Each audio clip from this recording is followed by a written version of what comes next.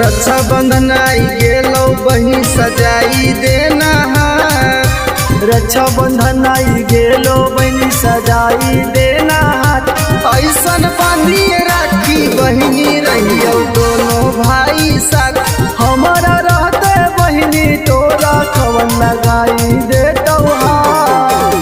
तोरा खातिर बहिनी हर मुश्किल लेबौ काट। तोरा खातिर बहिनी हर मुश्किल लेबौ काट। ऐसन बांधिए राखी बहिनी रहियो दोनों भाई साथ। हमारा रहते बहिनी तोरा कवन लगाई देतौ हाथ। ऐसन बांधिए राखी बहिनी, ऐसन बांधिए राखी बहिनी रहियो दोनों भाई साथ। हमारा रहते बहिनी तोरा कवन लगाई देतौ हाथ। दोनों भाई के एक गोही बहिनिया, तू हकी बहिनी हमर घर के लाछमीनिया। लाखों में एक हकी बहिनी तू हमार गे। हमारा ला तू ही हकी दुनिया संसार गे।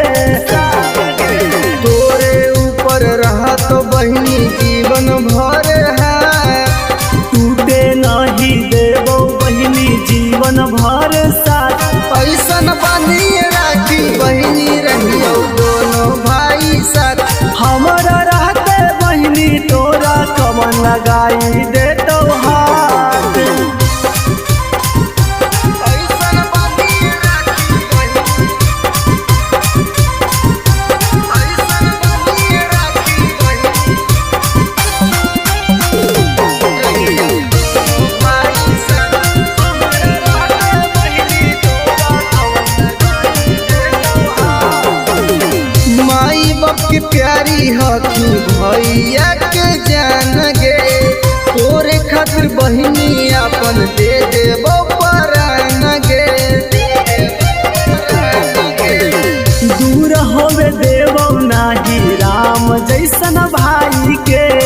खाही कसम बहिनी राखी कालाई के।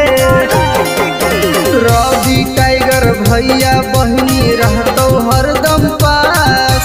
एके टाइगर अनुज भैया रहतौ हरदम पास। ऐसन बांधिए राखी बहिनी रहियो दोनों भाई साथ। हमारा रहते बहिनी तोरा कवन लगाई देतौ हाथ। नमूना रिकॉर्डिंग स्टूडियो राजगीर।